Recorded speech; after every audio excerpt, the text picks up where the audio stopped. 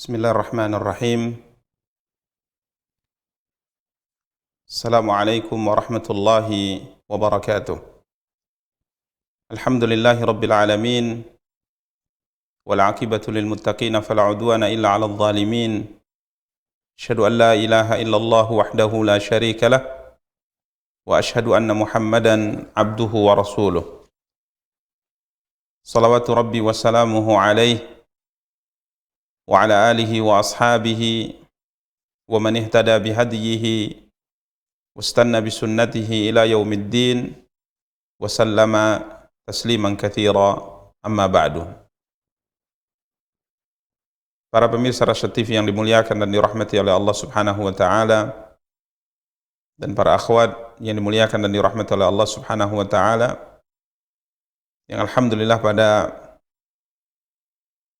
kesempatan yang berbahagia kali ini masih diberikan oleh Allah Subhanahu wa taala kesempatan untuk bisa kembali mengikuti kajian Al-Qur'anil Karim, tafsir Al-Qur'anil Karim via Zoom.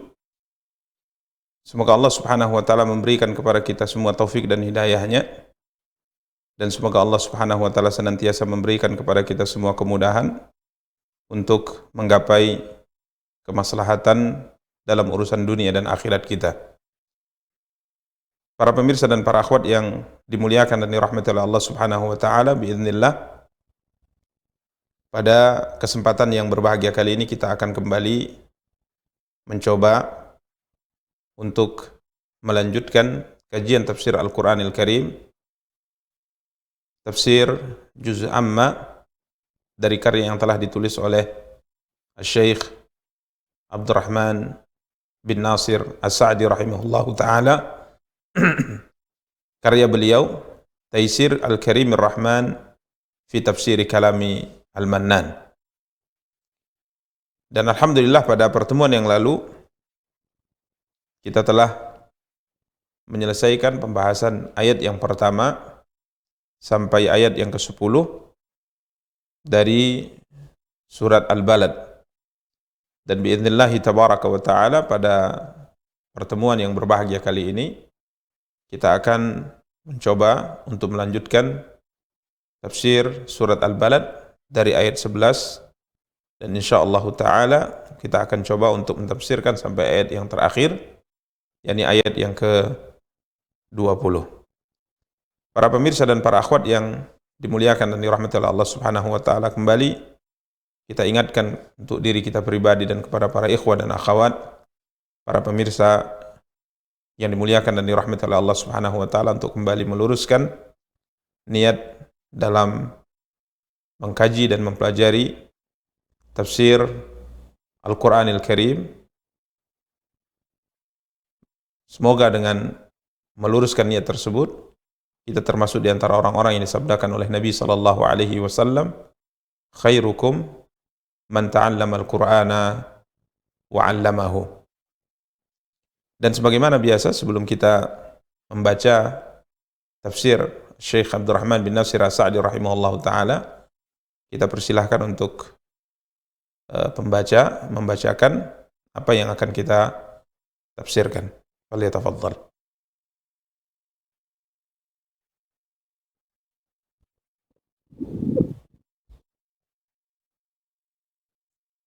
أعوذ بالله من الشيطان الرجيم.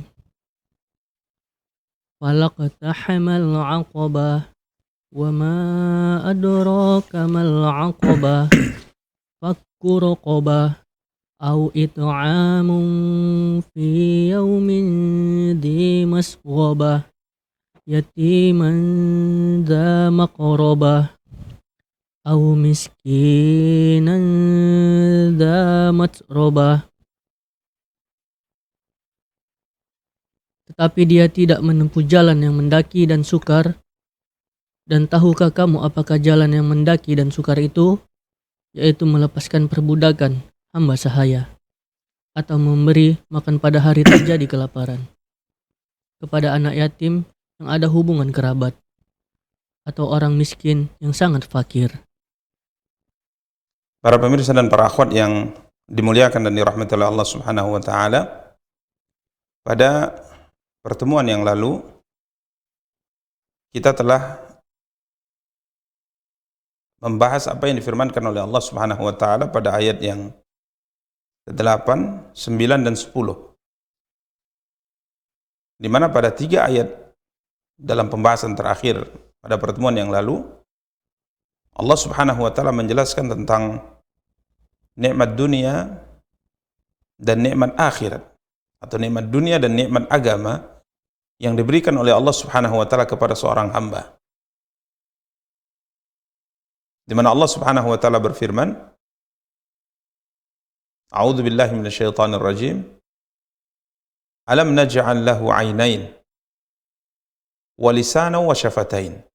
Ini nikmat dunia. Bukankah kami telah memberikan kepadanya 2 buah mata, wa lisanan wa syafatain, lidah dan 2 buah bibir. Ini nikmat dunia yang Allah Subhanahu wa taala anugerahkan kepada seorang hamba. Allah Subhanahu wa taala berikan kepadanya 2 buah mata yang bisa ia gunakan untuk melihat, dan Allah Subhanahu wa taala berikan kepadanya lidah dan 2 buah bibir yang dengannya ia bisa berbicara. Maka setelahnya Allah Subhanahu wa taala menjelaskan tentang nikmat agama, di mana dengan nikmat ini seorang itu bisa mengetahui jalan kebaikan dan jalan keburukan. Ya, sehingga apabila ia mengetahui jalan kebaikan, maka ia hendaknya mengikutinya. Dan apabila ia tahu itu adalah jalan keburukan, maka hendaknya ia menjauhinya. Allah berfirman, wa hadainahu najdain. Dan kami telah menunjukkan kepadanya 2 jalan. yakni jalan kebaikan dan jalan keburukan. Jalan petunjuk dan jalan kesesatan. Maka para pemirsa dan para akhwat yang dimuliakan dan dirahmati oleh Allah Subhanahu wa taala, seakan-akan apa yang disinggung oleh Allah Subhanahu wa taala dari 2 nikmat di atas, setelah Allah berikan kepada seorang hamba 2 buah mata, Allah berikan kepadanya lisan dan 2 buah bibir, Allah juga berikan kepadanya petunjuk kepada 2 jalan. Ya, hendaknya seorang hamba setelah Allah anugerahkan kepadanya nikmat ini, nikmat dunia dan nikmat agama, ya, selayaknya bagi seorang hamba melakukan sebuah amal yang membuat Allah ridha, ya, berjuang membawa dirinya untuk melawan hawa nafsu, ya, menjalankan perintah Allah Subhanahu wa taala, menjauhi larangan Allah Subhanahu wa taala. Maka Allah Subhanahu wa taala berfirman pada ayat yang ke-11. Ya, setelah Allah menyebutkan 2 nikmat yang telah kita sebutkan di atas, maka Allah Subhanahu wa taala berfirman, falaqtahamal aqabah. Ya, falaqtahamal aqabah. Tetapi dia tiada menempuh jalan yang mendaki lagi sukar. Ya. Maka seharusnya seorang hamba setelah Allah Subhanahu wa taala anugerahkan kepadanya nikmat besar di atas, hendaknya ia gunakan nikmat tersebut untuk ketaatan kepada Allah. Ia gunakan nikmat tersebut untuk bisa membantu dia menjauhi perkara yang dilarang oleh Allah Subhanahu wa taala. Nyatanya tidak seperti itu yang dia lakukan. Maka Allah Subhanahu wa taala berfirman, falaqtahamal aqabah, tetapi dia tiada menempuh jalan yang mendaki lagi sukar. Al-Imam Sa'di rahimahullahu ta'ala berkata, ay lam yaqtahimha. Ya, di mana seorang hamba tadi tidak menempuh jalan yang sukar tersebut, tidak mengarungi jalan yang sukar tersebut, li'annahu muttabi'un li syahawatihi, karena hamba tadi tidak bersyukur kepada Allah, bahkan hamba tadi mengikuti hawa nafsunya. Dan asal makna aqabah, para pemirsa dan para akhwat yang dimuliakan dan dirahmati oleh Allah, al-aqabah adalah jalan yang berada di celah gunung. Ya. Aqabah itu adalah jalan yang berada di celah gunung atau di lereng gunung. Yang biasanya jalan yang berada di celah bukit atau di celah gunung itu jalannya terjal, jalannya buruk, susah untuk dilewati, susah untuk didaki. Itu asal makna aqabah. Ya, itu asal makna aqabah. Sehingga diterjemahkan aqabah di sini adalah jalan mendaki lagi sukar. Lagi susah untuk dijalani, lagi susah untuk dijalani. Ini asal makna Aqabah. Para pemirsa dan para akhwat yang dimuliakan dan dirahmati oleh Allah Subhanahu wa taala, setelahnya Allah Subhanahu wa taala berfirman pada ayat yang ke-12, Allah berfirman, "Wa ma adraka mal aqabah." Tahukah kamu apakah jalan yang mendaki lagi sukar itu, kata Allah. Tahukah kamu apakah jalan yang mendaki lagi sukar itu? Ya, di sini Al-Imam Sa'di rahimahullah taala tidak menyebutkan tafsir pada ayat yang mulia ini. Hanya saja para ulama ahli tafsir mengatakan bahwa ayat yang seperti ini ada dalam beberapa surat dalam Al-Quran. Wa ma adraka ma. Tahukah kamu apa jalan? Tahukah kamu apakah itu? Ya, seperti misalnya dalam surat Al-Qari'ah, mal qari'ah, dalam bentuk pertanyaan.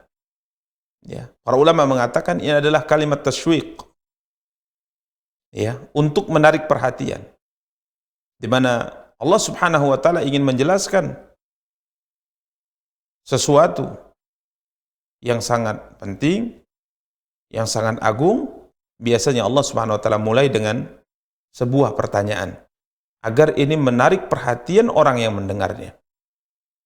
Karena sesuatu yang akan disampaikan adalah sesuatu yang besar. Sesuatu yang disampaikan adalah sesuatu yang penting. Sesuatu yang akan disampaikan adalah sesuatu yang hendaknya seorang itu mengetahuinya dengan baik. Maka Allah Subhanahu wa taala setelah berfirman, "Falaqtahamal aqabah," tetapi dia tiada menempuh jalan yang mendaki lagi sukar itu. Tahukah kamu apa itu aqabah? Jalan yang mendaki lagi sukar itu. Tahukah kamu apa itu? Maka Allah Subhanahu wa taala berfirman pada ayat yang ke-13, "Fakku raqabah." Sebelum kita melanjutkan apa yang disebutkan oleh Imam Sa'di rahimahullah ta'ala dalam tafsir beliau, kembali kita ingatkan bahwa Aqabah itu sebagaimana kita sebutkan tadi, asal maknanya adalah jalan yang berada di celah gunung. Dan kita sebutkan tadi bahwa jalan yang berada di celah gunung pada asalnya adalah jalan yang sukar untuk didaki, jalan yang sulit untuk ditelusuri, dan jalan yang buruk. Di satu sisi jalan ini mendaki, di sisi yang lain jalan ini sulit karena jalannya buruk. Bebatuan mungkin yang licin dan sebagainya. Yang salah-salah kita bisa tergelincir, kita bisa terjatuh.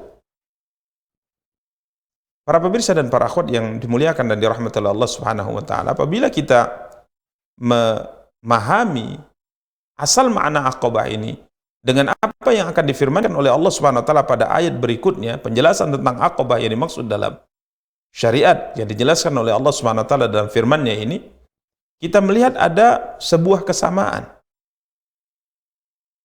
antara Aqabah yang asal maknanya adalah jalan yang berada di celah gunung tersebut yang susah untuk didaki dengan amal saleh.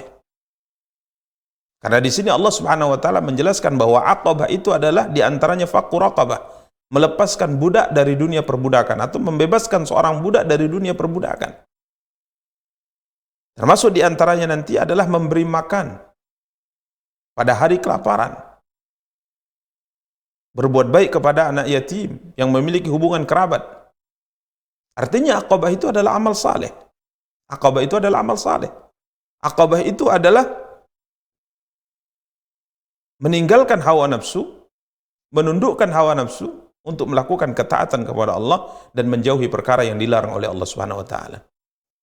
Dan tatkala kita berbicara tentang amal saleh pada syariat kita, maka tentunya sebagai seorang manusia memiliki rasa berat untuk mengamalkannya. Ini yang kita katakan keterkaitan antara Aqabah yang asal maknanya adalah jalan yang berada di celah sebuah gunung dengan amal saleh. Di mana seorang hamba, seorang manusia pada hakikatnya berat bagi dia untuk melakukan amal saleh. Berat bagi dia untuk menundukkan hawa nafsunya. Sehingga hawa nafsunya bisa ia tundukkan, sehingga ia mampu menjalankan perintah Allah, mampu meninggalkan larangan Allah. Sedangkan hawa nafsunya menginginkan kebalikannya. Hawa nafsu itu, atau jiwa manusia itu, selalu mengajaknya untuk melakukan maksiat, selalu mengajaknya untuk meninggalkan apa yang diperintahkan oleh Allah Subhanahu wa taala. Innan nafsa la ammaratum bisu'. Para pemirsa dan para akhwat yang dimuliakan dan dirahmati Allah. Sehingga tatkala seorang hamba membawa dirinya untuk melakukan ketaatan kepada Allah, seakan-akan ia sedang mendaki jalan yang terjal tersebut, yang susah tersebut, butuh perjuangan, butuh usaha. Banyak yang harus ia korbankan demi untuk mendaki jalan itu. Jalan yang akan membawanya kepada ridha Allah, jalan yang akan membawanya kepada surga Allah Subhanahu wa taala. Ya, ini keterkaitan antara aqabah yang asal maknanya jalan yang sukar untuk didaki tersebut dengan amal-amal saleh. Para pemirsa dan para akhwat yang dimuliakan dan dirahmati oleh Allah, maka Allah Subhanahu wa taala menjelaskan aqabah itu apa. Maka yang pertama, Allah Subhanahu wa taala firmankan pada ayat yang ke-13, Allah berfirman fakku raqabah. Tahukah kamu apa jalan yang mendaki lagi sukar itu? Maka Allah jelaskan. Yang pertama adalah melepaskan budak dari perbudakan, atau membebaskan seorang budak dari dunia perbudakan. Al-Imam Sa'di rahimahullah ta'ala berkata, wa hadhil aqabatu syadidatun alaih. Aqabah ini berat atasnya. Kemudian Allah jelaskan aqabah ini fakku raqabah, ay fakkuha minar riq. Yani membebaskan seorang budak dari dunia perbudakan. Bi'itqiha. Dengan membebaskan ia dari dunia perbudakan. Ya, seorang budak sahaya, ya, walaupun saat ini tentunya perbudakan itu tidak ada lagi. Ya, dahulu ada di saat jihad itu ada, maka perbudakan akan kembali ada. Maka tatkala seorang muslim, ya, seorang muslim statusnya budak, ya, mungkin di saat jihad ya tertawan, kemudian statusnya menjadi seorang budak, kemudian ia masuk Islam, maka dalam kondisi ia sudah memeluk Islam, maka Islam, agama kita, syariat kita sangat menganjurkan kaum muslimin untuk memerdekakan budak ini. Ya, untuk memerdekakan budak ini. Bahkan Nabi kita yang mulia sallallahu alaihi wa ala alihi wasallam memberikan sebuah motivasi yang sangat besar bagi orang-orang yang mau memerdekakan seorang budak. Dalam hadis yang diriwayatkan oleh Imam Al-Bukhari rahimahullah dari hadis Abu Hurairah, Nabi kita yang mulia sallallahu alaihi wasallam bersabda, "Man a'taqa raqabatan muslimah, a'taqallahu bi kulli 'udwin minha 'udwan minhu minan nar hatta farjahu bi farjihi." Rasulullah sallallahu alaihi wasallam bersabda, menjelaskan kepada kita keutamaan memerdekakan seorang budak. Barang siapa yang memerdekakan seorang budak muslim, maka Allah Subhanahu wa taala akan selamatkan. Ya, Allah Subhanahu wa taala akan merdekakan hamba yang merdekakan budak muslim tadi, seluruh anggota tubuhnya dari api neraka Allah Subhanahu wa taala.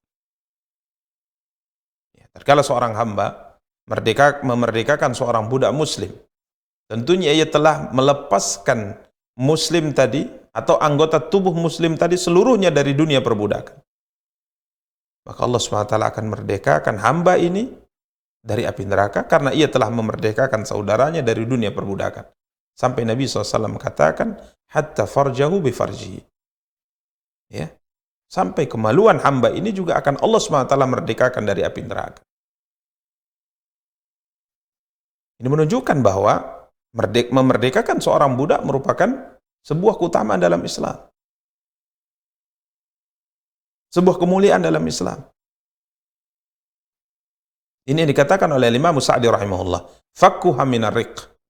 Aqabah itu yang pertama adalah memerdekakan seorang budak, yakni membebaskan seorang budak muslim dari dunia perbudakan. Au musa'adatuha ala ada'i kitabatiha. Atau membantu seorang muslim, ya, atau muslimah,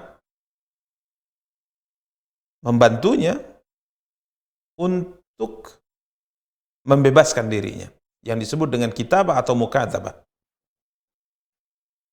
Jadi kadangkala seorang budak itu dimerdekakan oleh orang lain. Misal ada saudaranya, seorang muslim yang melihatnya, yang mengetahuinya, Maka muslim tadi mengeluarkan harta yang dia punya, kemudian dia beli budak tersebut untuk dimerdekakan dari majikannya. Ya, contoh misal Abu Bakar radhiyallahu taala memerdekakan Bilal bin Rabah. Ya, memerdekakan Bilal bin Rabah radhiyallahu taala anhu. Atau kadangkala seorang budak itu meminta kepada majikannya agar ia dimerdekakan dengan bayaran tertentu yang akan ia cicil. Yang akan ia cicil. Seperti misalnya dalam kisah tatkala Salman Al-Farisi radhiyallahu taala anhu, Salman Al-Farisi radhiyallahu taala anhu meminta kepada sang majikan agar kiranya sang majikan rela memerdekakan ia dengan bayaran yang akan disepakati oleh beliau dengan sang majikan. Ya, kala itu Nabi sallallahu alaihi wasallam berkata, "Katib sayyidak." Ya Salman, mintalah kitabah, mintalah agar majikanmu mau memerdekakanmu dengan bayaran tertentu yang kalian berdua sepakati. Maka akhirnya Salman Al-Farisi radhiyallahu taala anhu meminta kepada sang majikan Yahudi, karena majikannya Yahudi, agar kiranya sang majikan mau memerdekakan beliau dengan kesepakatan pembayaran yang disepakati oleh mereka berdua dalam waktu yang disepakati juga. Berapa lama pembayaran itu? Maka sang majikan mengatakan, tidak mengapa, dengan catatan engkau harus membayar sekian dinar dan engkau harus menanam di tanahku sebanyak sekian ratus kurma, ya, sekian ratus batang kurma yang syaratnya adalah semuanya harus dalam kondisi hidup. Tidak boleh ada yang mati. Maka Salman Al-Farisi radhiyallahu taala datang kepada Nabi kita yang mulia sallallahu alaihi wasallam menyampaikan kesepakatan yang sudah terjadi antara beliau dengan sang majikan. Maka kala itu Nabi sallallahu alaihi wasallam meminta kepada para sahabat untuk membantu Salman Al-Farisi dalam membayar harga dirinya yang telah ia sepakati dengan sang majikan. Maka mulai para sahabat membantu beliau radhiyallahu ta'ala, dan Nabi kita yang mulia sallallahu alaihi wasallam juga membantu beliau dengan sebongkah emas, ya, sebongkah emas yang tidak terlalu banyak sebenarnya. Kala itu diterima oleh Salman Al-Farisi. Kemudian Nabi SAW katakan, gunakan ini untuk membayar harga dinar yang diminta oleh majikanmu. Maka Salman Al-Farisi kala itu mengatakan, ya Rasulullah, sepertinya ini sangat sedikit. Maka Nabi SAW katakan, sesungguhnya Allah SWT akan membantu anda. Maka setelah ditimbang kiranya mencukupi harga beliau dari harga beliau, ya, radhiyallahu ta'ala. Adapun terkait dengan pohon kurma yang disyaratkan sekian ratus itu yang ditanam dan tidak boleh ada yang mati, maka Nabi kita yang mulia sallallahu alaihi wasallam meminta para sahabat untuk membantu beliau. Maka mulai para sahabat ada membawa 1 bibit kurma, ada membawa 2 bibit kurma, ada membawa 5 bibit kurma, ada yang 10 bibit kurma, sesuai dengan kemampuan yang mereka miliki untuk membantu Salman, sampai terkumpullah dalam jumlah yang disepakati antara Salman dengan sang majikan. Maka Nabi sallallahu alaihi wasallam berkata kepada Salman, ya Salman, jika seandainya kau telah selesai membuat lubang-lubang untuk ditanam pohon kurma ini di tanah majikanmu, setelah selesai, maka kabarkan kepadaku. Setelah lubang itu selesai semuanya, maka Salman Al-Farisi datang kepada Nabi kita yang mulia sallallahu alaihi wasallam menyampaikan kepada beliau bahwa lubang itu telah selesai ya Rasulullah. Maka Nabi SAW datang dan beliau letakkan semua bibit kurma tersebut, beliau yang menanamnya dengan tangan beliau yang mulia. Sehingga Salman mengatakan tidak ada satupun dari kurma yang ditanam oleh beliau yang mati. Sehingga dengannya bebaslah Salman dari dunia perbudakan. Ini yang disebut dengan sistem kitabah. Yani seorang budak memohon agar kiranya sang majikan membebaskan dirinya dengan pembayaran tertentu yang disepakati oleh mereka berdua pada kurun waktu yang juga telah disepakati. Ini kitabah. Dan Allah Subhanahu wa taala menyinggung sistem kitabah ini dalam Al-Qur'an surat An-Nur ayat 33. Allah Subhanahu wa taala berfirman, "Wal yasta'fifil ladzina la yajiduna nikahan hatta yughniyahumullahu min fadlih. Ya. Dalam surah An-Nur ayat 33 Allah SWT berfirman, "Wal yasta'fifil ladzina la yajiduna nikahan hatta yughniyahumullahu min fadlih." Kemudian Allah berfirman, "Walladzina yabtaghuna al-kitaba mimma malakat aymanukum fakatibuhum in alimtum fihim khaira." Dan budak-budak yang kamu miliki, kata Allah Subhanahu wa taala. Ya. Walladzina yabtaghuna al-kitab, dan budak-budak yang kamu miliki yang menginginkan perjanjian. Ini perjanjian untuk memerdekakan dirinya dengan harga yang sudah disepakati dan kurun waktu pembayaran yang sudah disepakati pula. Maka Allah Subhanahu wa taala berfirman, Allah Subhanahu wa taala berfirman, "Fakatibuhum in alimtum fihim khaira." Hendaklah kamu buat perjanjian dengan mereka jika kamu mengetahui ada kebaikan pada mereka, yakni pada budak yang hendak kamu merdekakan. Yakni kebaikan dari sisi agama dan kebaikan dari sisi penghasilan. Jadi seorang budak yang meminta, contoh misalnya kita sebagai seorang majikan, kemudian budak kita menawarkan diri untuk melakukan perjanjian agar ia bisa dimerdekakan dengan harga yang sudah disepakati, waktu pembayaran yang sudah disepakati, maka Allah katakan terima permohonan mereka. Dengan catatan, jika seandainya engkau melihat kebaikan pada mereka. Artinya kebaikan dari sisi agama. Dia orang baik. Dia budak menjaga perintah Allah, menjauhi larangan Allah. Ya. Sehingga tatkala ia dimerdekakan, ia tidak menjadi sampah masyarakat. Ia tidak menjadi perusak di tengah masyarakat karena agamanya tidak bagus. Di satu sisi, para ulama mengatakan khairan dari sisi penghasilan. Artinya budak yang mampu bekerja. Budak yang bisa mencari nafkah. Karena jika seandainya dia lemah, ia tidak bisa mencari nafkah, maka tidak baik untuk menerima permohonan perjanjian dia. Karena setelah kita merdekakan dia, maka kondisinya akan terlunta-lunta. Dia akan menjadi seorang yang serba kekurangan dalam hidupnya, selalu meminta-minta kepada orang, maka jauh lebih baik dalam kondisi ia lemah, dalam kondisi ia tidak bisa berusaha, dalam kondisi ia tidak bisa mencari nafkah, lebih baik ia tetap berstatus budak di bawah tanggungan kita. Makan minumnya, tempat tinggalnya, pakaiannya, kita berikan sebagaimana yang telah dipesankan oleh Nabi kita yang mulia sallallahu alaihi wasallam. Ini yang disebut dengan kitabah. Yang disebut dengan kitabah. Maka sebagai tambahan faedah, para pemirsa dan para akhwat yang dimuliakan dan dirahmati Allah Subhanahu wa taala, mungkin kalau kita mendengar istilah budak yang hukumnya itu masih berlaku dalam Islam, jika seandainya ada jihad syar'i, mungkin kita akan berpikir atau sebagian orang akan berpikir tatkala mendengar bahwa Islam masih memiliki ketetapan hukum terkait dengan masalah perbudakan. Semua orang akan berpikir bahwa agama Islam ini adalah agama, atau sebagian orang mungkin akan berpikir bahwa agama Islam adalah agama yang buruk menurut sebahagian. Karena masih menetapkan hukum perbudakan dalam syariatnya.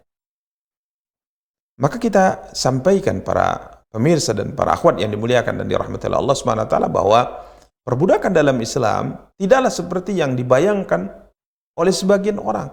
Bahkan sampai kita katakan tidak seperti yang kita bayangkan. Tatkala Islam datang,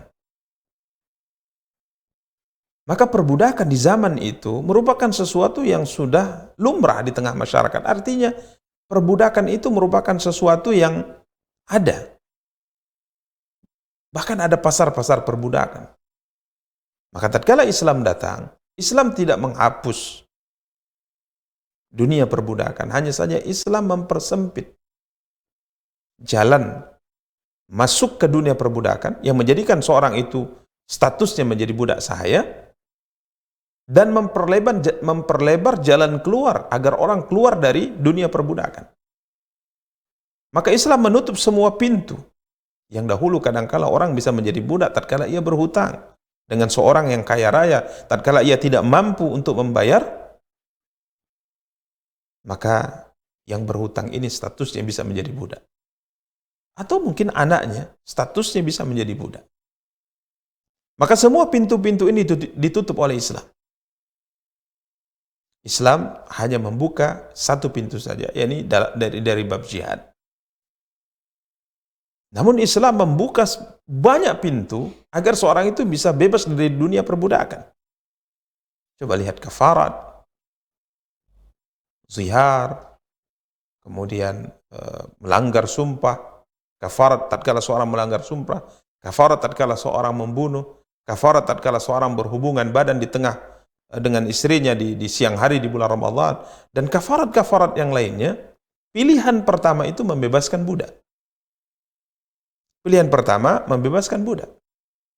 Bahkan tadi sempat kita bacakan hadis Nabi kita yang mulia SAW memberi motivasi seorang muslim untuk membebaskan saudaranya dari dunia perbudakan.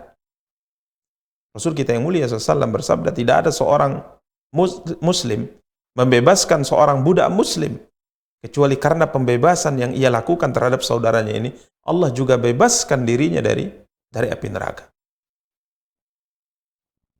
Artinya seluruh anggota saudaranya muslim yang ia bebaskan dari dunia perbudakan, kakinya, tangannya, matanya, kepalanya, seluruh anggota tubuhnya berhasil ia keluarkan dari dunia perbudakan, maka Allah balas. Seluruh anggota tubuh orang yang memerdekakan saudaranya muslim dari dunia perbudakan, maka Allah merdekakan dari api neraka. Sampai Nabi SAW sebutkan, tadi kita bacakan, hatta farjahu bi farji. Nabi sebutkan sampai anggota tubuh yang paling hina sekalipun, kemaluan, juga akan Allah merdekakan dari api neraka.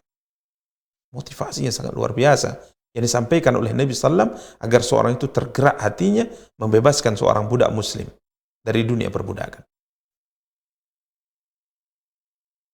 Bahkan tatkala kita melihat pesan-pesan Rasulullah SAW kepada kaum muslimin yang saat itu masih memiliki budak sahaya di bawah tanggungan dia, Nabi berpesan bahwa mereka adalah saudara kalian. Sampai dalam hadis yang masyhur sebelum beliau meninggal, ada pesan terakhir yang disampaikan oleh beliau sebelum beliau meninggalkan dunia ini. Apa beliau pesankan? Ali mengatakan kalimat terakhir yang beliau dengar dari Rasulullah SAW. Pesan terakhir yang beliau dengar dari Rasul kita yang mulia SAW, as-salata, as-salata, wa ma malakat aimanukum. Perhatikan salat kalian. Salat 5 waktu yang Allah wajibkan atas kalian, perhatikan, jaga salat 5 waktu. Kemudian Nabi SAW katakan, berbuat baiklah kepada budak-budak sahaya kalian. Sehingga ikhwani kaum muslimin wa akhwati kaum muslimat yang dimuliakan dan dirahmati oleh Allah Subhanahu wa taala. Tatkala seorang muslim dahulu melakukan suatu perbuatan yang agak kasar mungkin terhadap budaknya, maka mereka menganggap bahwa salah satu di antara hal yang bisa menebus kesalahan yang dia lakukan terhadap budak sahayanya adalah dengan memerdekakan dia. Dalam hadis riwayat Imam Muslim, tatkala seorang sahabat datang kepada Rasulullah SAW mengadu, dia mengatakan bahwa dia memiliki budak sahaya perempuan yang dipekerjakan untuk mengembalakan kambingnya di lereng Gunung Uhud. Tiba-tiba suatu hari tatkala ia pulang, dia menginformasikan bahwa salah satu di antara kambingnya diterkam serigala. Maka ia mengatakan, ya Rasulullah, saya sebagai seorang manusia emosi, saya marah. Maka karena kelalaian ia dalam mengembala kambing sampai diterkam serigala, maka saya pukul dia ya Rasulullah. Beliau mengaku bersalah, memukul budak. Ya, tidak boleh. Apakah mesti saya merdekakan beliau ya Rasulullah? Maka Nabi SAW meminta agar budak tadi dihadirkan kepada beliau. Budak wanita tadi dihadirkan di hadapan beliau alaihi salatu wassalam. Maka Nabi SAW bertanya kepadanya, Aina Allah? Di mana Allah? Qalat fis sama. Allah di atas. Man ana? Siapa aku? Engkau adalah Rasulullah. Maka Nabi SAW katakan, A'tiqha fa innaha mu'minah. Bebaskan dia, karena sesungguhnya adalah seorang wanita yang beriman kepada Allah. Ya, sampai pada tingkat ini, tatkala seorang majikan dahulu melakukan sebuah tindakan yang mungkin sekedar memukul saja, maka muslim saat itu beranggapan untuk menebus kesalahan yang ia lakukan terhadap budaknya ini, maka adalah dengan memerdekakannya. Sehingga subhanallah kita lihat dalam catatan sejarah, budak sahaya yang hidup di bawah tanggungan seorang muslim, pakaian yang dia pakai sama seperti pakaian dipakai oleh sang majikan. Makanan ia konsumsi setiap harinya tidak ada bedanya dengan makanan yang dikonsumsi oleh sang majikan. Bahkan kendaraan yang ia kendarai juga tidak ada bedanya kendaraan yang dipakai oleh sang majikan. Sehingga diungkapkan oleh sebagian ahli sejarah, hidup saat itu hidup dalam kondisi status budak di negeri Islam lebih terhormat daripada hidup merdeka di negara kafir saat itu. Sehingga banyak para budak-budak ini tidak mau kembali ke negaranya, lebih mengedepankan hidup di negara Islam sekalipun statusnya adalah budak sahaya. Ini di antara yang dijelaskan para ulama keindahan syariat Islam dalam dunia perbudakan. Yang kadangkala kita hanya mendengar istilah budak, kemudian tergambarkan bagi kita sesuatu yang sangat mengerikan, sesuatu yang sangat menakutkan. Padahal kalau kita membuka apa yang difirmankan oleh Allah, disabdakan oleh Nabi SAW dan catatan sejarah umat Islam, maka kita lihat seorang budak itu hidup ya dalam keadaan dimuliakan dan dihormati oleh syariat Islam dan dimuliakan dan dihormati oleh kaum muslimin. Demikian para pemirsa dan para akhwat yang dimuliakan dan dirahmati oleh Allah SWT. Maka salah satu di antara aqabah, jalan sukar yang hendaknya ditempuh oleh mereka setelah Allah anugerahkan kepada mereka nikmat dunia dan nikmat agama adalah membebaskan seorang budak dari dunia perbudakan. Kemudian pada ayat yang ke-14 Allah Subhanahu wa taala menyebutkan aqabah yang kedua. Ya. Aqabah yang kedua yang seharusnya mereka tempuh. Hendaknya mereka melawan hawa nafsu mereka untuk melakukan hal-hal yang sukar dan sulit ini. Allah Subhanahu wa taala berfirman, "Au it'amun fi yaumin dzi masghabah." Atau memberi makan pada hari masghabah. Ya, diterjemahkan dengan hari kelaparan. Al-Imam Sa'di rahimahullahu taala berkata, "Ai maja'atun syadidah."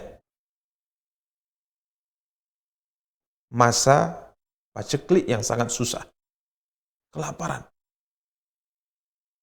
Kondisi hidup manusia susah. Pekerjaan sulit. Mencari nafkah sulit. Sehingga yang terjadi apa? Yang terjadi adalah kelaparan yang parah di tengah manusia. Maka dalam kondisi ini semua orang butuh makanan. Para pemirsa dan para akhwat yang dimuliakan dan dirahmati oleh Allah. Dalam kondisi ini, semua orang butuh. Bahkan para ulama mengatakan bukan hanya seorang yang tidak punya apa-apa butuh makanan. Kadang-kala orang yang punya sekalipun, ia juga butuh. Karena ia takut, ia tidak tahu kapan akan berakhir masa ini. Kapan akan berakhir masa ini? Sehingga kadang-kala tatkala ia hendak berbagi, ia berpikir panjang. Ya kalau seandainya masa kelaparan ini berlalu 5 bulan, berlalu 1 tahun, lalu bagaimana kalau 2 tahun, 3 tahun belum juga berlalu? Bagaimana kondisi saya dan keluarga saya? Sekalipun dia punya. Ya.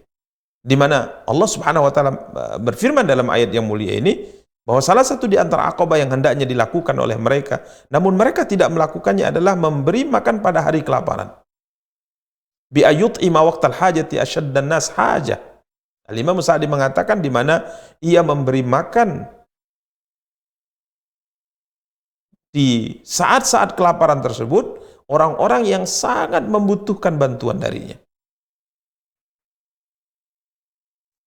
Para pemirsa dan para akhwat yang dimuliakan dan dirahmati oleh Allah Subhanahu wa taala, dan para ulama kita mengatakan bahwa secara khusus Allah Subhanahu wa taala menyebutkan di sini fi yaumin dzi masghabah. Fi yaumin dzi masghabah. Pada hari kelaparan, memberi makan orang-orang yang butuh makan pada hari kelaparan. Secara khusus Allah Subhanahu wa taala menyebutkan pada hari kelaparan. Para ulama kita mengatakan sebagaimana kita sebutkan tadi bahwa di saat musim paceklik, di saat kondisi susah, ya, maka membantu orang di dalam kondisi itu jauh lebih berat daripada tatkala kondisinya normal. Ya. Membantu orang di masa-masa sulit itu jauh lebih susah di masa normal. Karena sebagaimana kita katakan tadi, seorang hamba tatkala ingin membantu orang lain di masa-masa sulit, di masa-masa kelaparan, dia juga berpikir dirinya, istrinya, anak-anaknya, sekalipun mungkin ia memiliki sesuatu yang lebih dari orang lain. Maka orang yang mampu membuang rasa takut ini, ya, membuang rasa takut ini, dia bantu orang lain dengan memberikan makanan kepada mereka, ini adalah orang yang sebenarnya mampu melalui, ya, atau mampu melewati jalan yang sukar yang disebutkan oleh Allah di atas. Ya. Dan para pemirsa dan para akhwat yang dimuliakan dan dirahmati oleh Allah Subhanahu wa taala,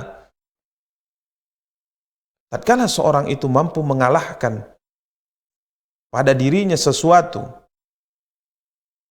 dalam kaitan mengeluarkan hartanya yang sangat ia cintai, yang sangat ia butuhkan untuk ketaatan kepada Allah Subhanahu wa taala, maka balasan untuk orang yang seperti ini adalah surga Allah Subhanahu wa taala. Tatkala seorang hamba mampu mengesampingkan hal-hal seperti ini demi untuk menggapai ridha Allah Subhanahu wa taala, maka Allah janjikan untuknya surga. Allah Subhanahu wa taala berfirman dalam surat Ali Imran ayat 92. Lan tanalul birra hatta tunfiqu mimma tuhibbun.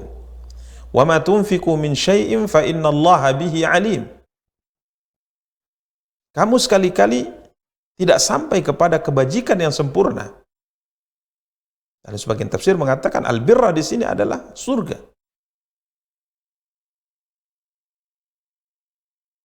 Sebelum kamu menafkahkan, kata Allah, sebahagian harta yang kamu sukai atau kamu cintai. Coba lihat. Tatkala seorang itu butuh kepada sesuatu, ia sangat mencintai harta yang Allah berikan kepadanya, kemudian dia mampu mengeluarkannya, dia mampu menyalurkannya di jalan-jalan yang diridhai oleh Allah Subhanahu wa taala, maka dengannya dia akan mendapatkan kebaikan yang sempurna. Surga Allah Subhanahu wa taala. Wa ma tunfiqu min syai'in fa innallaha bihi alim. Apa saja yang kamu infakkan, maka sesungguhnya Allah mengetahuinya. Sehingga kita dapati para sahabat Rasul kita yang mulia sallallahu alaihi wasallam, mereka berhasil mengalahkan perasaan jiwa mereka demi untuk mengeluarkan harta tersebut di jalan yang diridhai oleh Allah Subhanahu wa taala. Bahkan tatkala kita membaca apa yang mereka lakukan, sangat luar biasa. Bagaimana pada pertemuan yang lalu kita tatkala mentafsirkan firman Allah Subhanahu wa taala, yaqulu ahlaktu malan lubada. Ya, dia berbangga tatkala ia telah menggunakan hartanya yang sangat banyak. Padahal ia menggunakan hartanya tersebut kepada sesuatu yang dilarang oleh Allah Subhanahu wa taala. Sampai-sampai Allah Subhanahu wa taala memakai kata ahlaktu. Ahlaka asal maknanya membinasakan. Dia berkata, sungguh aku telah membinasakan hartaku yang sangat banyak. Ia telah menggunakan hartanya untuk kemaksiatan kepada Allah, untuk menentang Rasulullah, untuk menghalangi manusia dari jalan kebaikan. Tapi tatkala kita lihat para sahabat, apa yang mereka lakukan pada harta mereka? Kita telah ceritakan kemarin, cerita Abu Dahdah Thabit radhiyallahu ta'ala an. Maka kita lihat di sisi lain ada Abu Talha, bapak tirinya Anas bin Malik radhiyallahu ta'ala an. Anas bercerita bahwa tatkala Allah Subhanahu wa taala berfirman, "Lan tanalul birra hatta tunfiqu mimma tuhibbun." Kamu sekali-kali tidak sampai pada kebajikan yang sempurna sebelum kamu menafkahkan sebagian harta yang kamu cintai. Ini yang difirmankan oleh Allah dalam surat Ali Imran ayat 92. Maka tatkala Abu Talha mendengar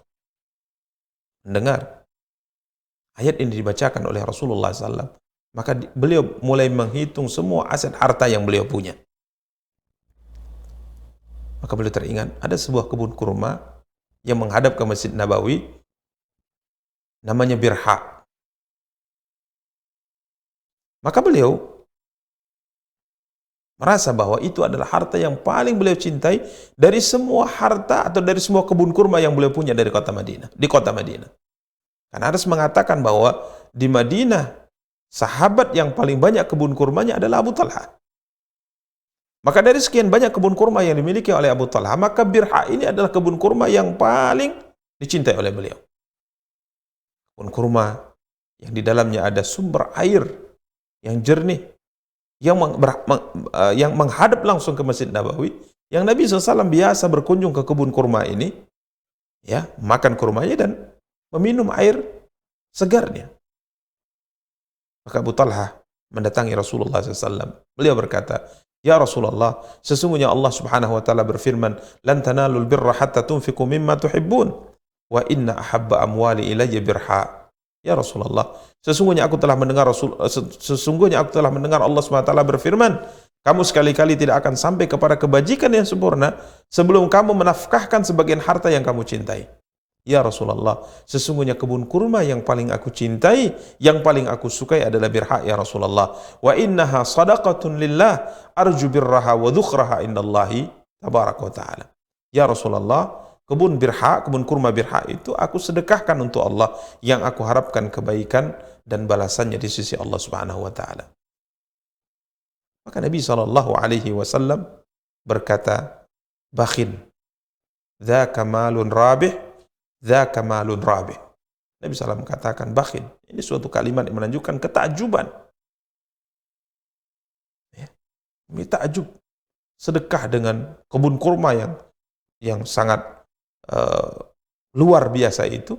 Kemudian Nabi SAW katakan itu adalah sebuah harta yang sangat menguntungkan, tatkala engkau infakkan di jalan Allah Subhanahu wa taala.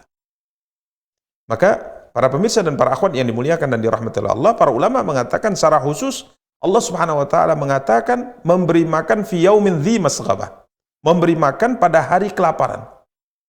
Kenapa Allah kaitkan dengan hari kelaparan? Karena berbagi di hari kelaparan, di masa paceklik, di kondisi yang sangat semua orang membutuhkan, ini jauh lebih sulit daripada berbagi di saat kondisi normal. Contoh misalnya dalam kondisi saat ini kita hidup di masa pandemi seperti ini. Tatkala banyak orang mungkin kehilangan pekerjaan. Ya. Banyak orang mungkin butuh bantuan. Banyak orang mungkin membutuhkan uluran tangan kita. Yang kadang-kala orang untuk menutupi kebutuhan pokoknya di masa yang sulit seperti ini saja mereka kesulitan. Maka berbagi di kondisi seperti ini,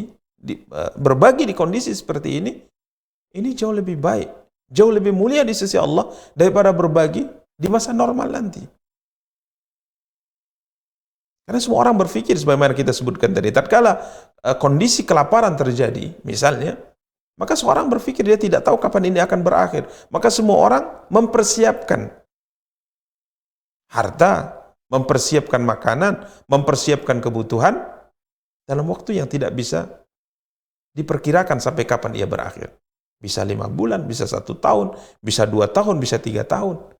Sehingga tatkala ada orang yang bisa mengesampingkan ini semua, rasa takutnya terkait dengan kesulitan yang akan ia hadapi di masa paceklik, maka kemudian ia mampu berbagi, maka orang ini telah menundukkan hawa nafsunya, ia telah melampaui atau melewati jalan yang sulit dan sukar itu. Demikian para pemirsa dan para akhwat yang dimuliakan dan dirahmati Allah Subhanahu wa taala. Kemudian yang ketiga, masghabah yang ketiga, jalan yang sukar yang hendaknya dilalui olehnya setelah Allah anugerahkan nikmat kepadanya adalah yatiman dza maqrabah. Ya. Memberi makan kepada anak yatim yang ada hubungan kerabat dengannya. Dan kita telah jelaskan tatkala kita menjelaskan ayat yang difirmankan oleh Allah Subhanahu wa taala dalam surat Al-Fajr, "Kalla bal la tukrimunal yatim." Kita telah jelaskan bahwa yang dimaksud dengan yatim ini adalah setiap anak yang belum baligh yang ditinggal wafat oleh ayahnya.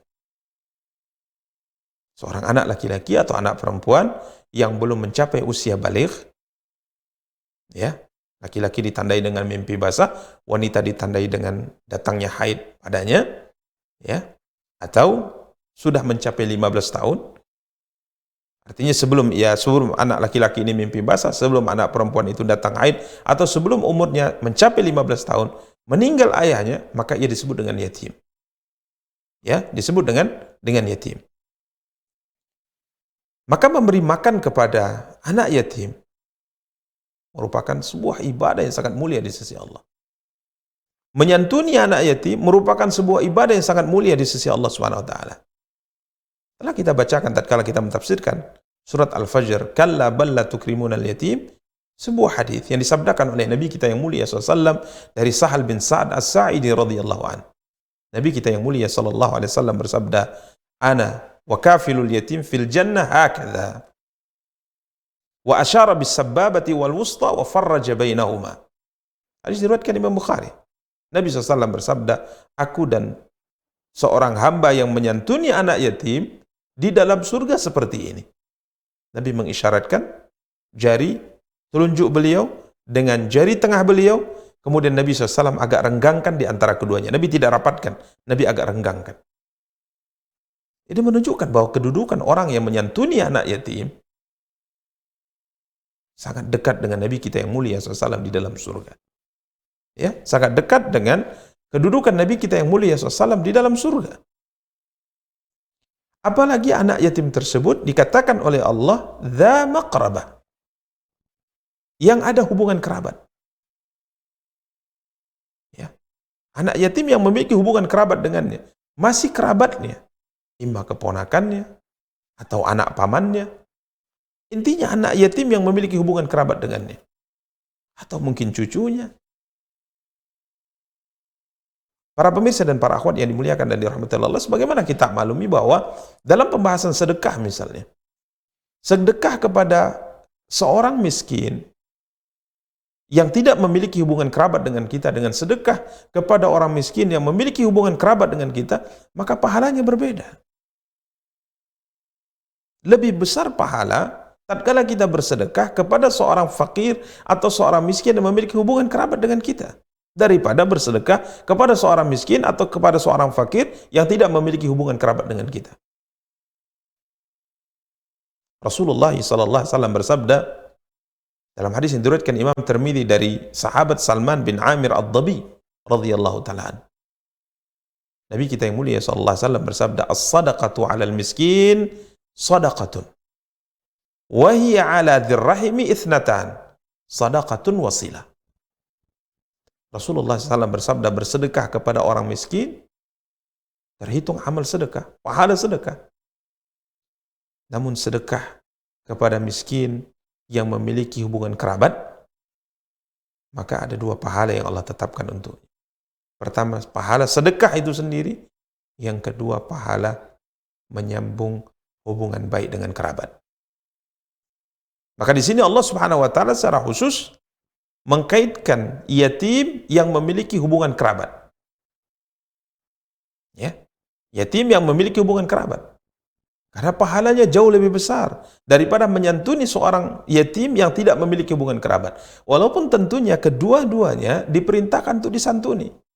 Karena hadis tadi yang kita bacakan ini umum. Yatim manapun memiliki hubungan kerabat dengan kita atau tidak, tetap dianjurkan untuk disantuni. Nabi SAW katakan kedudukan ia dengan beliau alaihi salatu wassalam di dalam surga bagaikan jari telunjuk dan jari tengah, kedekatannya. Namun jika seandainya yatim tersebut adalah yatim memiliki hubungan kerabat, ini jauh lebih diutamakan untuk disantuni dan pahalanya jauh lebih besar. Demikian ikhwani kaum muslimin wa akhwati kaum muslimat yang dimuliakan dan dirahmati oleh Allah Subhanahu wa taala. Sehingga Imam Sa'di rahimahullah taala mengatakan, jami'an baina kaunihi yatiman faqiran dza qarabah. Di mana status anak yatim tersebut selain yatim, ia adalah seorang yang fakir, yang miskin, yatim yang miskin yang memiliki hubungan kerabat dengannya. Ya, ini masghabah yang kedua. Ya. Yang hendaknya ditempuh ini aqabah yang kedua. Ini aqabah yang kedua yang hendaknya ditempuh oleh seorang hamba yang diberikan oleh Allah Subhanahu wa taala nikmat ya dunia maupun nikmat agama baginya. Berikutnya Allah Subhanahu wa taala melanjutkan firman-Nya, "Au miskinan dza matrabah," atau kepada orang miskin dza matrabah yang sangat fakir. Ya, yang sangat fakir. Al-Imam Sa'di rahimahullah taala berkata, "Qad laziqa bit-turabi minal hajati wad-darurah." Ya, seakan-akan ia telah melekat di tanah karena ia sangat butuh bantuan.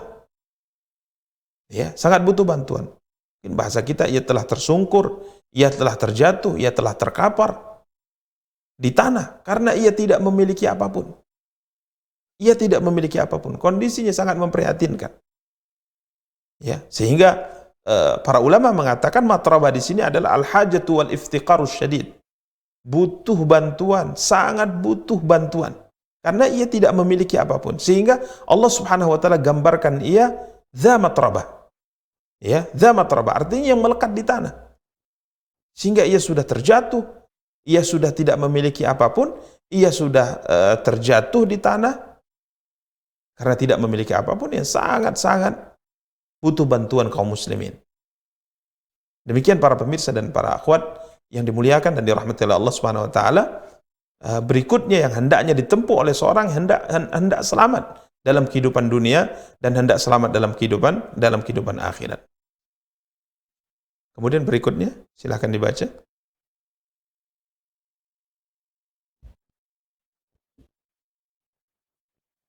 ثم كان من الذين آمنوا وتواصوا بالصبر وتواصوا بالمرحمة أولئك أصحاب الميمنة والذين كفروا بآياتنا هم أصحاب المشأمة عليهم نار مؤصدة.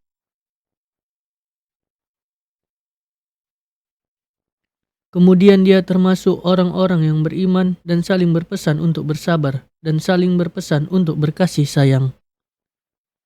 Mereka orang-orang yang beriman dan saling berpesan itu adalah golongan kanan.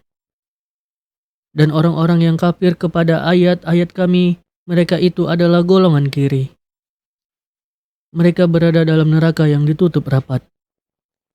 Para pemirsa dan para akhwat yang dimuliakan dan dirahmati oleh Allah Subhanahu wa taala, berikutnya Allah Subhanahu wa taala melanjutkan firman-Nya, "Tsumma kana minal ladzina amanu wa tawasaw bis sabri wa tawasaw bil marhamah." Ya. Ini sisi lain dari orang-orang yang menempuh aqabah itu. Yang memberi makan pada hari kelaparan, kemudian ia memberi makan kepada anak yatim yang memiliki hubungan kerabat dengannya, ya. Atau orang miskin yang sangat fakir, yang sangat membutuhkan bantuan. Yang sebelumnya juga adalah membebaskan budak muslim dari dunia perbudakan. Maka di sisi lain, hamba ini yang melampaui atau melewati aqabah ini adalah tsumma kana minal ladzina amanu wa tawasaw bis sabri wa tawasaw bil marhamah, dan dia termasuk orang-orang yang beriman, ya, dan dia termasuk orang-orang yang beriman. Kemudian wa tawasaw bis sabr, dan saling berpesan untuk bersabar dan saling berpesan untuk berkasih sayang. Jadi sifatnya beriman. Karena sebagaimana kita maklumi bahwa amal ibadah apapun yang dilakukan oleh seorang hamba, sekalipun ia membebaskan budak, banyak membebaskan budak, sekalipun ia mungkin memberi makan kepada fakir miskin, berbuat baik kepada yatim yang memiliki kerabat, memiliki hubungan kerabat dengan dia atau tidak, atau dia memberi bantuan kepada seorang fakir yang sangat membutuhkan bantuan, namun kalau ia tidak beriman kepada Allah, ini tidak berguna sama sekali. Ya, tidak berguna sama sekali. Wa ma mana'ahum an tuqbala nafaqatuhum illa annahum kafaru billah. Tidak ada yang menghalangi Allah untuk menerima nafkah mereka, untuk menerima kebaikan mereka, kecuali karena mereka kafir kepada Allah. Karena Aisyah radhiyallahu taala bertanya kepada Nabi kita yang mulia sallallahu alaihi wasallam tentang Abdullah bin Jud'an, seorang kafir yang sangat dermawan, seorang kafir yang memiliki jiwa sangat sosial, membantu anak yatim, membantu fakir miskin, membantu orang-orang yang terzalimi dan tertindas. Banyak kebaikan yang lakukan. Maka Aisyah radhiyallahu taala bertanya, "Ya Rasulullah, Ibnu Jud'an, sebagaimana kita ketahui banyak melakukan amal-amal kebaikan. Apakah kebaikan yang ia lakukan itu bermanfaat untuknya ya Rasulullah?" Maka Nabi kita yang mulia SAW katakan, "Tidak," kata Rasulullah. Karena tidak pernah ia mengucapkan, "Rabbi kini adzabaka yauma tab'atsu ibadak." Ia tidak pernah berdoa kepada Allah dalam hidupnya, "Ya Allah, selamatkanlah hambamu di saat engkau membangkitkan manusia kelak pada hari akhirat." Artinya ia tidak beriman. Maka semua kebaikan yang ia lakukan tidak berguna sama sekali di sisi Allah. Karena salah satu di antara syarat diterimanya amal seorang hamba adalah keimanan. Ya, keimanan. Tatkala ia tidak beriman, kebaikan apapun yang ia lakukan itu tidak akan diterima oleh Allah Subhanahu wa taala. Demikian para pemirsa dan para akhwat yang dimuliakan dan dirahmati Allah. Maka Allah mengatakan di sini, "Tsumma kana minal ladzina amanu."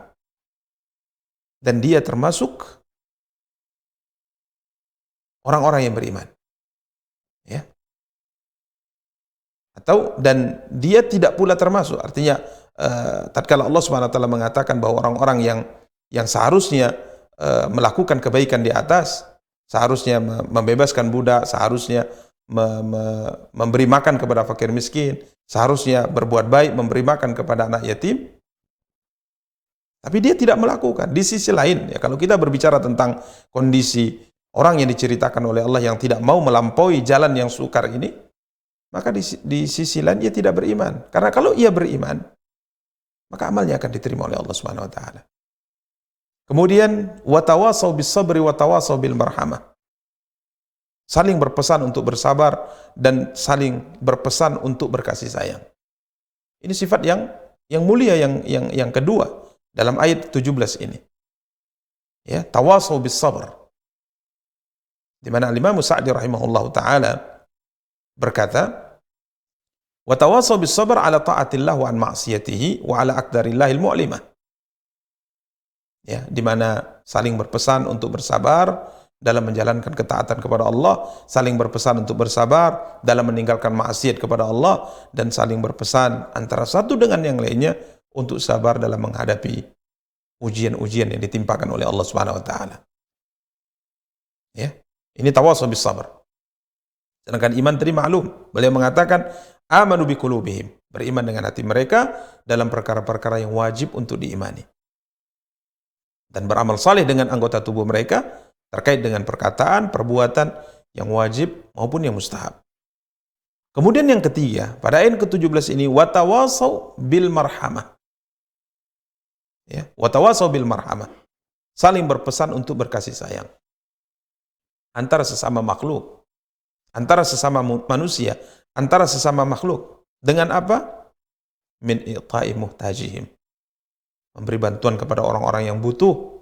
Wa ta'limi jahilihim. Mengajarkan orang-orang yang tidak tahu, yang tidak paham. Wal qiyam bima yahtajuna ilaihi min jami'il wujuh. Ya, dan memberi bantuan, ya, kepada manusia dalam perkara yang mereka butuhkan dalam semua perkara. Baik kemaslahatan agama maupun kemaslahatan dunia, dan mencintai untuk sesama apa yang ia cintai untuk dirinya, dan membenci untuk sesama apa yang ia benci untuk dirinya. Ini marhamah. Berkasih sayang antara sesama. Maka Islam, agama kita, memerintahkan kita berkasih sayang antara sesama manusia. Bahkan bukan hanya antara sesama manusia, Nabi kita yang mulia SAW juga ajarkan kita untuk memiliki kasih sayang. Seorang hamba, seorang muslim hendaknya memiliki sifat kasih dan sifat sayang, hatta sekalipun kepada seekor binatang. Nabi kita yang mulia SAW bersabda, irhamu man fil ardi yarhamkum man fis sama.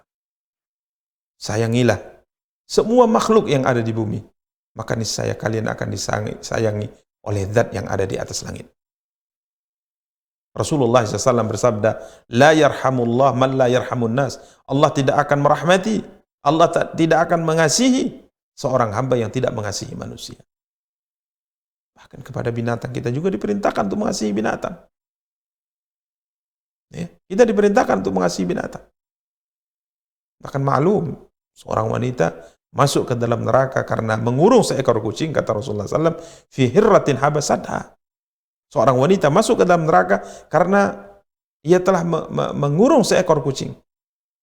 Ia tidak lepaskan kucing tersebut untuk bisa mencari makan di luar, dan dia tidak memberikan makan dan minum kepada kucing yang ia kurung, sehingga kucing tadi mati.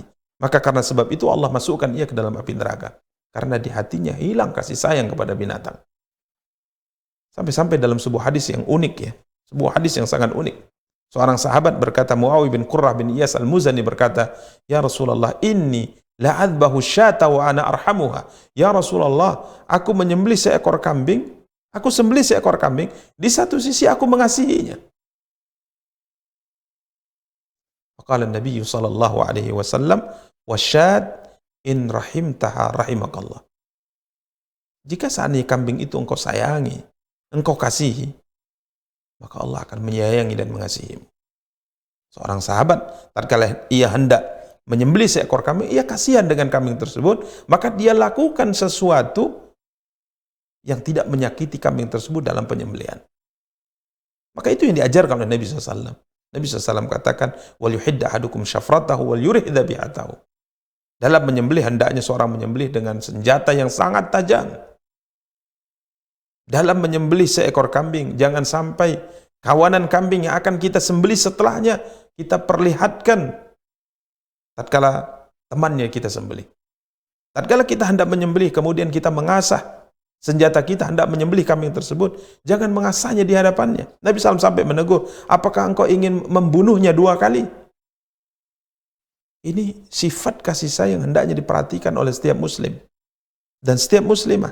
Bukan hanya berkasih sayang sesama manusia, bahkan kita diperintahkan berkasih sayang sesama makhluk, hatta sekalipun kepada binatang.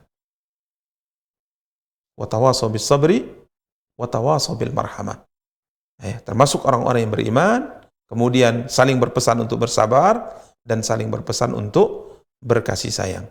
Maka orang-orang di atas yang memerdekakan budak, yang memberi makan kepada fakir miskin, yang memberi makan kepada anak yatim, yang memiliki hubungan kerabat dengannya, fakir miskin yang sangat membutuhkan bantuan, beriman, saling berpesan untuk bersabar, saling berpesan untuk berkasih sayang antara sesama makhluk, maka Allah mengatakan, ulaika ashabul maimanah. Mereka lah orang-orang yang kelak termasuk golongan kanan. Ya, mereka orang-orang yang beriman dan saling berpesan itu adalah golongan kanan.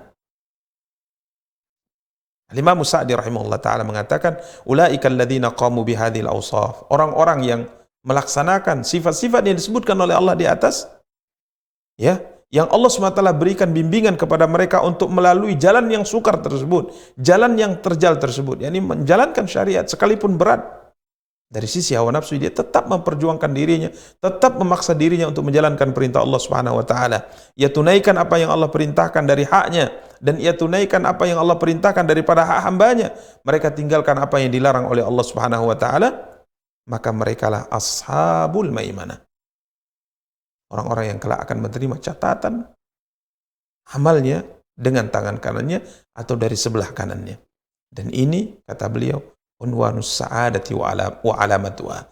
Tatkala seorang mampu menjalankan perintah Allah, mampu menundukkan hawa nafsunya untuk menjalankan perintah Allah dan menjauhi larangan Allah, ini adalah tanda kebahagiaan. Ini adalah tanda kebahagiaan. Maka para pemirsa dan para akhwat yang dimuliakan dan dirahmati Allah, tatkala Allah SWT mudahkan kita menjalankan perintah Allah, tatkala Allah SWT mudahkan kita menjauhi larangannya, maka ketahuan itu adalah tanda kebaikan yang Allah SWT berikan kepada kita. Kemudian Allah SWT melanjutkan firman-Nya pada ayat 19, walladzina kafaru bi ayatina hum ashabul masy'amah. Nasallallahu alaihi wasallam. Dan orang-orang kafir kepada ayat-ayat kami, mereka itu adalah golongan kiri. kebalikannya, yang akan mendapatkan catatan amalnya dengan tangan kirinya atau dari sebelah kirinya. Ya, bi annabadhu hadhil umur wara'a dhuhurihim. Ia buang, ya, ia buang, ia belakangi semua perkara yang difirmankan oleh Allah di atas di balik punggung mereka. Artinya tidak perhatian dengan perintah Allah. Ia tidak perhatian dengan larangan Allah SWT. Mereka tidak percaya kepada Allah, tidak membenarkan Allah, tidak beriman kepada Allah, tidak beramal saleh, dan tidak menyayangi sesama makhluk. Maka Allah katakan orang yang seperti ini, hum ashabul masy'amah. Mereka itu adalah golongan kiri. Kalau golongan kanan, Allah akan masukkan mereka ke dalam surga, maka golongan kiri Allah SWT akan masukkan mereka ke dalam neraka. Neraka apa yang akan mereka terima? Bagaimana sifat neraka yang akan mereka terima? Allah Subhanahu wa taala berfirman, "Alaihim narum muqsadah." Alaihim narum muqsadah. Mereka berada dalam neraka yang ditutup rapat. Berada dalam neraka yang ditutup rapat. Al-Imam Sa'di mengatakan mughlaqah, neraka yang ditutup. Fi amadin mumaddadah, di dalam tiang yang panjang. Mereka berada dalam sebuah ruangan api yang ditutup rapat, yang mereka tidak bisa keluar, dan mereka di dalamnya diikat di dalam tiang yang panjang. Qad muddat min waraiha, yang memanjang di belakangnya, li'alla tanfatihu abwabuha, agar pintunya tidak terbuka. Hatta yakunu fi dhikin wa hammin wa shiddah, sehingga kondisi mereka dalam kesempitan, kondisi mereka dalam kesusahan, kondisi mereka dalam kesulitan. Ini ashabul masy'amah. Orang yang tidak menjalankan perintah Allah di atas, tidak menjauhi larangan-larangan Allah, tidak beriman kepada Allah, ya, tidak saling berpesan untuk bersabar dalam menjalankan perintah Allah, dalam meninggalkan maksiat kepada Allah, dalam menghadapi musibah, cobaan dan ujian dari Allah SWT, kemudian juga tidak memiliki sifat kasih dan sayang antara sesama manusia dan sesama makhluk. Maka orang ini ashabul masy'amah, dan ashabul masy'amah adalah orang yang akan masuk ke dalam neraka, dan kondisi nerakanya adalah alaihim naru muqsadah. Mereka berada dalam neraka, dan neraka yang mereka berada di dalamnya ditutup rapat, sehingga mereka tidak bisa keluar dari neraka untuk selama-lamanya. Nas'alullah salamah wal afiyah. Demikian para pemirsa dan para akhwat yang dimuliakan dan dirahmati Allah SWT, apa yang dapat kita jelaskan dari tafsir surat Al-Balad ini, dan insyaallah ta'ala pada pertemuan yang akan datang kita akan lanjutkan tafsir berikutnya, yakni surat Asy-Syams bi'idznillah tabaraka wa ta'ala. Demikian, semoga apa yang kita sampaikan memberikan motivasi kepada kita untuk terus memperbaiki amal ibadah kita kepada Allah Subhanahu wa taala. Kita cukupkan. Subhanakallahumma bihamdika asyhadu an la ilaha illa anta astaghfiruka wa atubu ilaika. Wassalamualaikum warahmatullahi wabarakatuh.